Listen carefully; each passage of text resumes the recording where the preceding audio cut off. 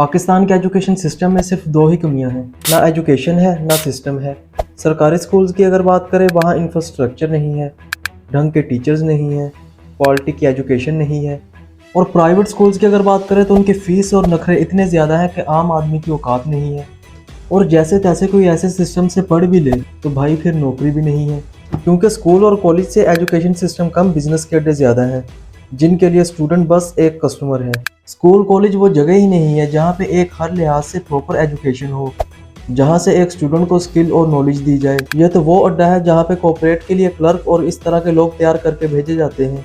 जो कुछ भी आज हमारे जवान के साथ हो रहा है वो इस स्कूल और कॉलेज की देन है, और ये चीज़ मैं इस वीडियो में प्रूव करके रहूँगा। पहले जो फ़ोन होते थे उसमें गोल गोल घुमा के उसको डायल करना होता था। आजकल का फ़ोन इतना अपडेट हो गया है कि हम वीडियो कॉलिंग तक कर सकते हैं। आपका टीवी बदल गया, आपका फ्रिज बदल गया, आपकी एक एक चीज़ बदल गई, हर चीज़ अपडेट हो गई, पर आपका एजुकेशन सिस्टम वही 100 साल पुराना सड़ा हुआ सा सिस्टम है जो अब किसी काम का नहीं है। पेरेंट्स अपना पेट काट के अपने ख्वाबों का गला घोट के हर चीज़ पर कंप्रोमाइज़ करते हैं, बस एजुकेशन पर कंप्रोमाइज़ नहीं करते। एजुकेशन के लिए कोई सोना गिरवी रख रहा है तो कोई जायदाद बेच रहा है, इस उम्मीद में कि मेरे बेटे की लाइफ सेट हो जाएगी, कैरियर बन जाएगा। लेकिन इतना कुछ करने के बाद भी नौकरी नहीं मिलती, और मिल भी जाए तो ऐसी नौकरी का पूरा मोल तो छोड़ो, ब्याज भी नहीं चुक सकता। तो आखिर ऐसा क्या गलत है इस एजुकेशन सिस्टम में, और है भी तो उसके लिए जिम्मेदार कौन है? गवर्नमेंट, पेरेंट्स, स्कूल, कॉलेज या स्टूडेंट खुद? हम एक एक करके इन सारी चीज़ों को देखेंगे और सिर्फ इस मसले का रोना नहीं रोएंगे, बल्कि हम सोल्यूशन की भी बात करेंगे कि आखिर इस चीज़ का सोल्यूशन है क्या। एक गरीब आदमी के पास आज की डेट में गरीबी से निकलने के लिए सिर्फ एक ही रास्ता है, एजुकेशन। कि अगर मेरा बेटा पढ़ लिख गया, कैरियर बन गया, लाइफ सेट हो गई, तो हम गुर्बत से बाहर निकल जाएंगे, हम भी सेट हो जाएंगे। इसी उम्मीद में वो बहुत पैसे खर्च करता है, दिन रात मेहनत करता है, लेकिन ये एजुकेशन सिस्टम उसका करियर बनाने की बजाय बर्बाद कर देता है और लाइफ सेट नहीं होती। कई बार तो इसी फ्रस्ट्रेशन में वही स्टूडेंट अपनी लाइफ एंड कर देता है। पर आखिर ऐसा होता क्यों है? जब इतने कॉलेजेस, इतने स्कूल, इतनी पढ़ाई है, तो बंदे की नौकरी क्यों नहीं लग रही? क्यों ट्रिब्यून कहता है कि 31% लोग पढ़े लिखे होने के बावजूद अनएम्प्लॉयड हैं? और ये 31% वो लोग हैं जो प्रॉपर एजुकेटेड है, जिनके पास प्रोफेशनल डिग्रीज हैं। और अगर आप स्कूल और कॉलेजेस को भी बीच में ऐड कर लो तो भाई साहब बात 60 से 70% तक पहुंच जाती है। इतना बड़ा फिगर आखिर क्यों? इसके पीछे वजह है आज का मॉडर्न एजुकेशन सिस्टम। तो आज के एजुकेशन सिस्टम में बंदे में वो क्वालिटी डेवलप ही नहीं हो पाती जो आज का बाजार डिमांड कर रहा है। इसी चक्कर में उसकी नौकरी नहीं लग रही। तो ऐसा आखिर क्यों हो रहा है? इसी क्यों को जानने के लिए हमें इसकी हिस्ट्री में जाना होगा, जब ये एजुकेशन सिस्टम बनाया गया था।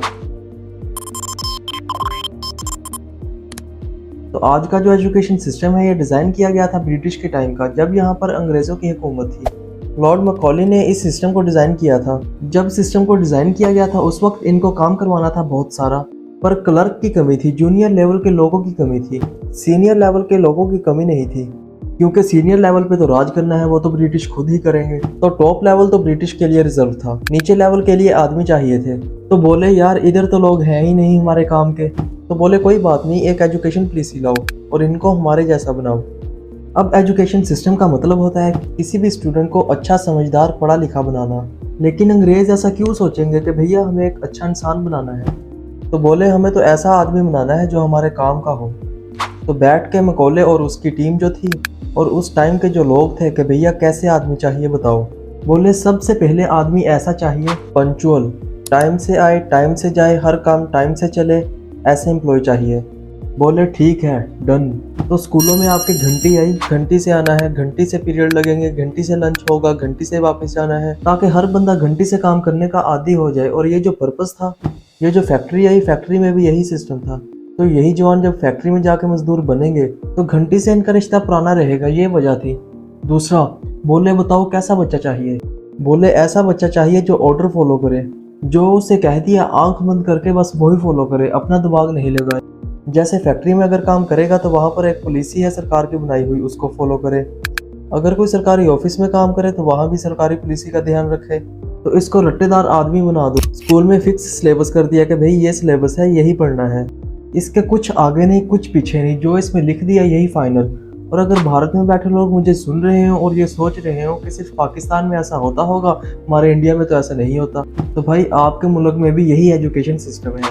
अगर भारतीय बच्चे से पूछो कि भैया भारत में कितने मौसम होते हैं, तो वो बोलेगा 4। अरे भैया 6 होते हैं, पर वो 4 ही बोलेगा। क्यों? क्योंकि किताब में 4 लिखे हैं। ब्रिटिश बरतानिया में 4 होते हैं, उन्होंने 4 लिख दी, अब तुमको 4 ही रटना पड़ेंगी, 4 लिखना पड़ेंगे। 6 लिख दिया तो तुम्हारे नंबर कट जाएंगे। तो हमारे आदत हो गई है रट्टा सिस्टम की, बस रटो वही लिखो, पास हो जाओ, और किसी चीज़ से कोई मतलब ही नहीं है, बस पास होना है।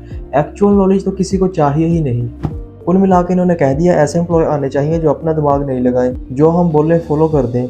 तो सिंपल वैसा ही एजुकेशन सिस्टम बना और वैसे ही लोग आ रहे हैं। तीसरा, उन्होंने कहा कि भैया मुझे ऐसा आदमी चाहिए जो ऑर्डर फॉलो करे, और नहीं फॉलो करे तो उसे डंडा भी मार दूं तो कुछ ना कहे। क्योंकि ये जो स्टूडेंट जब सरकारी नौकरी में आएगा, काम नहीं करेगा, तो इसका ऑफिसर उसको मार भी सकता है। अंग्रेज है भाई साहब। फैक्ट्री में काम करेगा तो सुपरवाइजर मारेगा। इसकी आदत कैसे डलाएं? स्कूल में टीचर डाल दिया, बोले तेरा काम क्या है, जो स्कूल का सिलेबस है वो रट्टा लगवाओ, जो रट्टा नहीं लगाए उसको मारो, खड़ा करो, टेबल पर खड़ा करो, बेइज्जत कर दो। तो स्कूल बेसिकली टॉर्चर सेंटर ज़्यादा बन गया। फिर एक और चीज़ जो स्कूल ने नहीं सिखाई, जो लॉर्ड मैकाले के सिस्टम में ऐसी थी कि भैया इनमें ज़्यादा लीडरशिप के गुण डेवलप ना कर देना। कल को ये लीडर बन गए, पॉलिटिशियन बन गए, हमारे खिलाफ ही खड़े हो जाएंगे। एक हमें स्ट्रॉन्ग पर्सनैलिटी नहीं, एक धब्बू पर्सनैलिटी चाहिए। जो ओरिजिनल आइडिया लाए वो वाला आदमी नहीं चाहिए, जो कॉपी करे वो वाला आदमी चाहिए। और इसीलिए इन्हों की आपस में कोलैबोरेशन नहीं होनी चाहिए, दोस्ती नहीं होनी चाहिए। तो कंपटीशन का झगड़ा कि भैया 50 बच्चे हैं पर टॉप रैंक तो उसी की है। तो आदमी में लत लग गई, जो बहुत ज़्यादा इंटेलिजेंट था वो दूसरे की मदद नहीं करेगा, और अगर करेगा तो वो उसके बराबर आ जाएगा। आपने देखे हैं ना, बच्चे ऐसे छुपा छुपा के कॉपी करते हैं कि छुपा छुपा के कर लो। तो पाकिस्तान में ये आ गया कि भाई जिसके पास टैलेंट है छुपा छुपा के अपना काम कर ले, बांट मत देना, कोलैबोरेट ना कर लेना, अपने साथी को किसी को बढ़ा मत देना। ये अंदर ही अंदर आपके अंदर ये चीज़ें डेवलप करवा दी। तो अगर आप वर्ल्ड में कहीं भी देखोगे, अगर चाइना में किसी ने कोई चीज़ डेवलप कर ली तो वो पूरा ग्रुप बनाते हैं, एक दूसरे को सपोर्ट करते हैं, चलो सब आगे बढ़े। यूएसए में होता है कि भैया सिलिकॉन वैली में एक स्टार्टअप बन गया तो सब बाकी स्टार्टअप को हेल्प कर रहा है, एक इकोसिस्टम बना रहा है। यहाँ पे किसी ने कुछ अचीव कर लिया तो चुपचाप चल रहा है, किसी को बताना नहीं है। तो बॉन्डिंग कभी हुई नहीं, ट्रस्ट कभी आया ही नहीं, लीडरशिप कभी आई ही नहीं, ओरिजिनल आइडिया आया ही नहीं। सिर्फ कॉपी करना, रटना, गधे जैसे घिसना, ये हमको आ गया। तो अगर आपको लगता है कि भैया इस तरह से तो बात को हमने कभी सोचा ही नहीं, तो स्कूल हमारे साथ ये कर रहा है, कॉलेज हमारे साथ ये कर चुका है, हमारी जो पर्सनैलिटी इस तरह से शेप हो रही है, जिस तरह से हम बन रहे हैं, ये स्कूल कॉलेज के इस घटिया सिस्टम की वजह से बन रहे हैं। तो अगर आपको लग रहा है, वीडियो लाइक करके कमेंट में ज़रूर बताना कि ये सिर्फ मेरे मन की बात है, मैं ही हवा में चीज़ें फेंक रहा हूँ, या सच में ऐसा हुआ है। कमेंट बॉक्स में मुझे आपका साथ चाहिए। तो आपको इस सवाल का जवाब मिल गया होगा कि भैया इनकी नौकरियाँ क्यों नहीं लगती। चलो फ़र्ज़ करो आप भी बिजनेसमैन हो, आपको भी स्टाफ चाहिए, आप क्या बोलोगे? मुझे ऐसा एम्प्लॉय चाहिए जो अपना दिमाग चलाए, जो मेरे 4 आदमियों को मैनेज कर सके, जिसमें लीडरशिप स्किल हो, जिसमें मैनेजमेंट स्किल हो। बट अगर एजुकेशन सिस्टम से ऐसा बंदा आया जो 4 आदमियों से काम करा ही नहीं सकता, वो तो बस खुद का काम कर लेता है, वही बहुत है। और वो कहता है मुझको जितना बताओगे उतना करूँगा। आप में से बिजनेसमैन अभी जितने भी इस वीडियो को सुन रहे हैं, आपको अपने एम्प्लॉय से सबसे बड़ी तकलीफ क्या है? कि सर जी मुंह से बताते हैं तब तो कर लेता है, बिना बोले खुद से कुछ नहीं करता, सामने तो कर लेता है, पीठ पीछे तो करता ही नहीं है।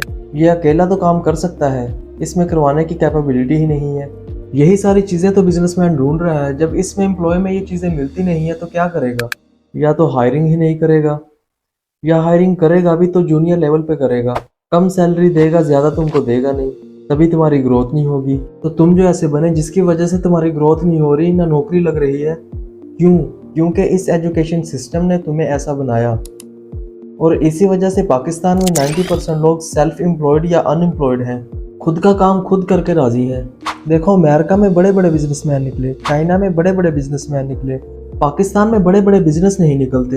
हर गली मोहल्ले में हैं, चीज़ें हैं, पर बड़ी नहीं बनती। क्यों नहीं बनती? क्योंकि बड़ा बनाने के लिए आपको बड़ी टीम बनानी पड़ेगी, चीज़ों को फैलाना पड़ेगा। यहाँ पे तो आदमी नहीं मिलते, टीम कैसे बनाएगा? यहाँ पे तो ट्रस्ट ही नहीं कर सकता आदमी पे, टीम कैसे बनाएगा? यहाँ पे तुम 2 आदमियों को सिखाओगे, तुम्हारा काम बाद में करेगा, कॉपी करके सामने दुकान पहले खोल लेगा, तो क्या करेगा आदमी? तो लो ट्रस्ट सोसाइटी है, यहाँ कोई किसी की मदद नहीं कर रहा, कोई किसी को सपोर्ट नहीं कर रहा, बस कॉपी कर रहा है। तो आदमी क्या सोचता है, मेरा काम मैं कर लूँ, बस वही बहुत है। तो अगर किसी ने करियाने की दुकान खोली, कहता है एक दुकान बहुत है, चाहूँ तो 4 दुकान कर लूँ, पर आदमी चाहिए, वो आदमी मुझे मिलते नहीं है। और आदमी को ढूंढूंगा, सुखाऊंगा, वो कंपटीशन में खुद दुकान खोल लेंगे, मेरा तो यही भला। इसीलिए पाकिस्तान में बड़े बड़े बिजनेसमैन भी नहीं निकलते। छोटे छोटे बिजनेस तो बहुत सारे हैं, पर बड़ा बिजनेस कोई नहीं है। तो अगर आपको लगता है आप भी व्यापारी हो कि आखिर क्या आपके अंदर भी ये चीज़ है, तो मैं आपको बताऊं सर, आखिर आपको आज तक किसी ने लीडरशिप नहीं सिखाई, आज तक किसी ने हायरिंग नहीं सिखाई, आज तक किसी ने मैनेजमेंट नहीं सिखाया, आज तक किसी ने सिखाया ही नहीं कि चीज़ों को कैसे स्केल किया जाता है, फ्री कैसे रहा जाता है। मैं ये बिल्कुल नहीं कहता कि इंसान को पढ़ना नहीं चाहिए, एजुकेशन ही करनी चाहिए। मैं एजुकेशन के ख़िलाफ़ बिल्कुल नहीं हूँ, मैं सिर्फ़ और सिर्फ इस सिस्टम के ख़िलाफ़ हूँ। तो ये तो हो गया सिस्टम। अब नेक्स्ट वीडियो में हम बात करेंगे एजुकेशन की। सिस्टम को तो हमने देख लिया है कि हम किस सिस्टम को फॉलो कर रहे हैं। नेक्स्ट वीडियो में हम देखेंगे एजुकेशन को, syllabus, teachers, private schools, parents, students, और लास्ट में हम देखेंगे इसके सोल्यूशन को। सिस्टम के सोल्यूशन का तो मैंने आपको ऑलरेडी बता दिया है कि इसका क्या सोल्यूशन है, आपको क्या सीखना चाहिए। तो मिलते हैं बहुत जल्द इसके पार्ट 2 के साथ। देखते रहिए सच बाय एवी। अल्लाह हाफिज़।